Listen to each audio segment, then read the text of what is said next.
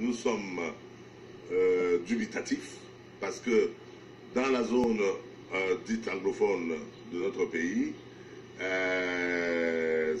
les gens ne sont pas contents et la réaction du gouvernement est une réaction sauvage, c'est-à-dire une réaction de force, une réaction irresponsable qui ne cherche pas à essayer de comprendre même les revendications.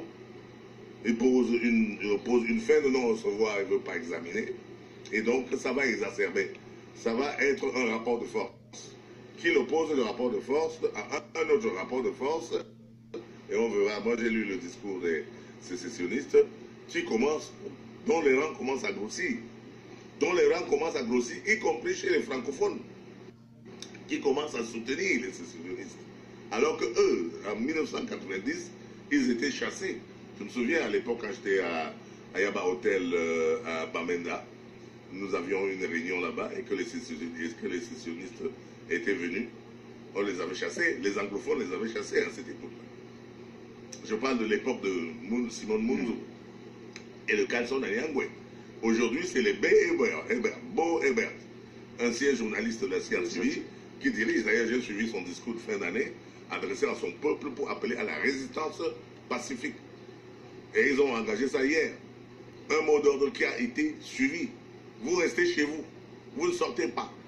Ville morte. Et on va voir s'ils vont venir vous tuer chez vous. Et évidemment, personne n'est sorti. On a vu les camions citernes qui se baladaient dans la ville. Mais pour chercher qu'il n'y a personne, ils sont à la maison. Donc, il y a une leçon à tirer, c'est que notre pays avance grâce aux anglophones. En 1990, c'est encore les anglophones, avec John Fundy, qui a créé son parti, que nous sommes arrivés au multipartisme et qu'on a eu des villes mortes qui ont changé quelque peu la donne juridique, c'est-à-dire la Constitution de 1996. C'est encore les anglophones aujourd'hui qui disent, leur message est clair.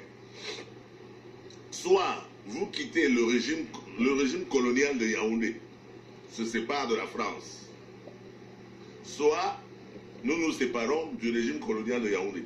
Le message est là, il est simple, il ne faut pas le compliquer. Le message sécessionniste, ce n'est pas que nous voulons la sécession. Le message sécessionniste dit, soit vous quittez le régime colonial qui est adossé à la France, soit vous nous laissez partir. On prend notre quote-part, n'est-ce pas, du Cameroun, puisque on a mis ensemble. On se sépare et nous partons de notre côté. À nous de choisir, au peuple de choisir. Ce n'est pas à Paul Biya de décider. Ce n'est pas, on ne décide pas ça par un décret. Ok? Et moi, je suis parfaitement d'accord avec ce genre de discours qui dit que vous avez vendu le pays à la France, qui nous suce, qui nous pompe, et que nous n'avons rien. Vous êtes adossés à la France, nous étions adossés aux Anglais. Les Anglais nous ont déjà libérés. Le Nigeria peut être prospère, les colonies anglaises peuvent être prospères, mais à cause de vous, qui êtes rattachés à la France, nous souffrons.